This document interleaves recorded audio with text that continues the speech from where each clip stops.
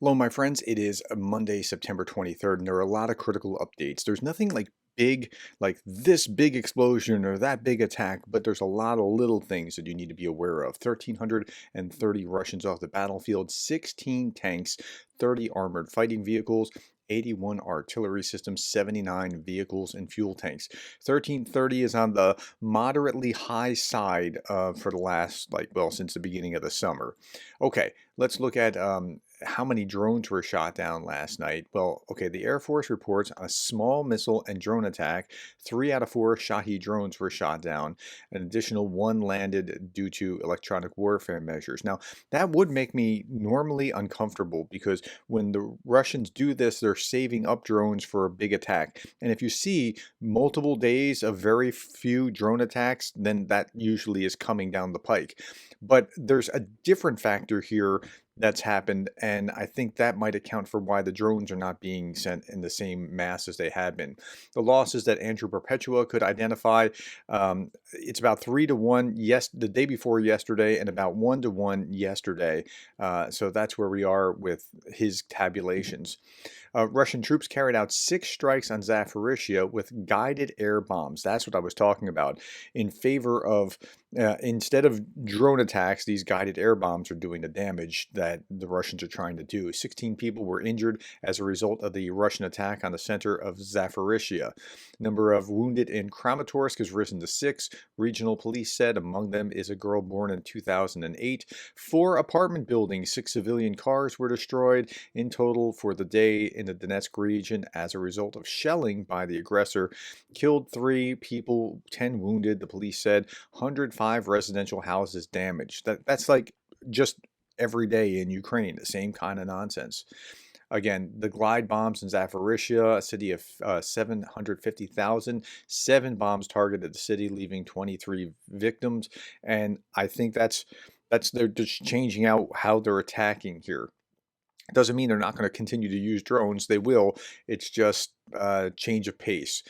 Russia launched late-night airstrikes on the Ukrainian city of Zaporizhzhia, 13 wounded. So it's not like they weren't doing something, they were doing that too. News of the Russian strike on Zaporizhzhia comes a day after Ukrainian officials reported a similar Russian attack on residential high-rise apartments in the city of Kharkiv, in which 21 were wounded. So again, the Russians continue to just attack apartment buildings and civilian targets, and the world says nothing. Russia denies targeting civilians, but thousands of Ukrainians have died in such strikes. So what's going on? Are they striking civilians? Of course they are. Russia's secret weapon, this is Jay in Kyiv saying Russia's secret weapon is the Biden administration that assures Ukraine can't touch the jets that continue to rain death on the people of Ukraine. Now, he's not a Republican saying that. He's saying this as probably on the left side of the spectrum, just wanting Biden to act. And Biden may act later on this week. Zelenskyy will present his plan to Biden and Harris and Trump and explain how he's going to achieve victory, and hopefully something will change. But if not, Ukrainians will just keep going.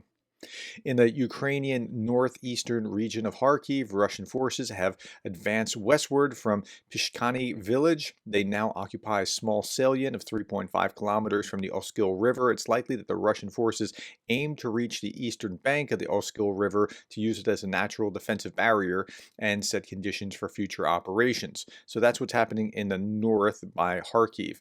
Russian forces, their primary effort remains Pokrovsk in eastern Ukraine. Russia has a highly likely taken the towns of Rotsdivka east of Pokrovsk and Uransk south of the city. Now, but it's fascinating because when I look at that, I'm like, they're taking this thing on the sides, on the left and the right, and they're not really going forward toward Pokrovsk, but time is ticking for the Russians. And that's a good thing that time is ticking. But I don't understand their strategy. Russian forces remain approximately 8 kilometers from Pokrovsk. Ukrainian reinforcements, urban areas, and Ukrainian defensive have likely contributed to slowing Russian advance on the Axis in the past week. In the last 3 weeks, it has slowed down dramatically. It's really fascinating to watch. Okay. Russian forces withdraw from Vovchansk, go back to Kharkiv, that area right on the border.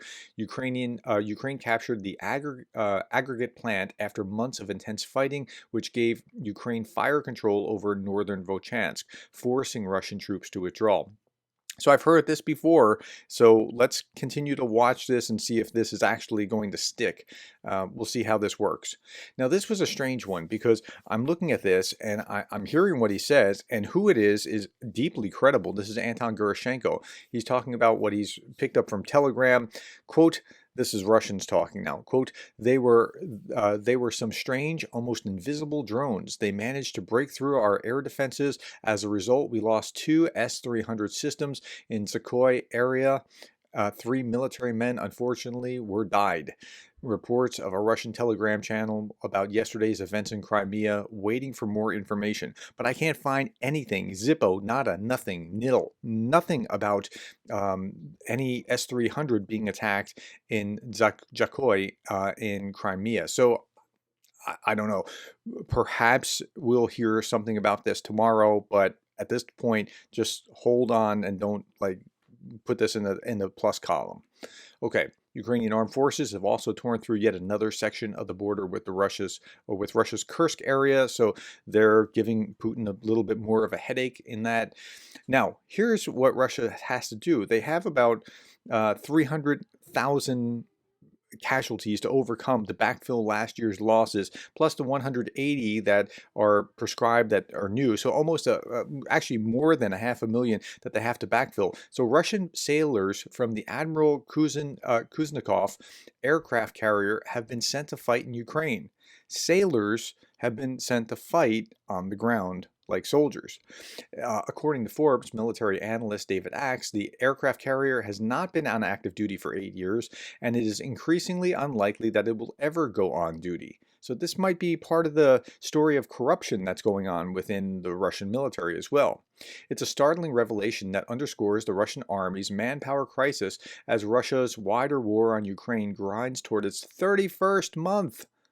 31st month. Remember, it's a 3-day or 3-week special military operation.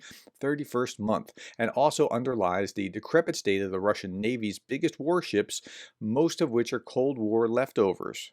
So that's where they are. Meanwhile, a Russian brigade commander has had his unit built for him in an underground home. It's unclear if it's in an occupied Ukraine or in a border region, but this is apparently the commander thought it was a good idea to have his home built underground, which I understand. You don't want to get bombed, but it's a pretty nice home once you get underground. So here we are. We'll just clip through little places in here. Looks nice, nice bedroom. Right? I mean, they finished it out and everything. It's, nice plumbing. Right? Yeah, TV, meeting area. Pretty sweet. Like, it's good work if you can get it to be a Russian commander. Okay. Well, I mean, there are other bad things that could happen to you. Let's strike that from the record. President Zelenskyy received the Golden Plate Award from American Academy of Achievement for his contributions to humanity. During the ceremony, he emphasized that there's little time to determine the outcome of the war, stating the coming months are crucial. The coming weeks are crucial, but the coming months are also going to be crucial. Russia must feel like it's going to lose. Zelensky's victory plan is being explained. Now, the details are being explained. So this is Russia must feel it's going to lose. Zelensky's victory plan. This is in the Kyiv Independent. Kyiv remains secretive about the plan's details, but a source close to Zelenskyy told the Kyiv Independent that the victory plan aims to, quote, create such conditions and such an atmosphere that Russia will no longer be able to ignore the peace formula and the peace summit.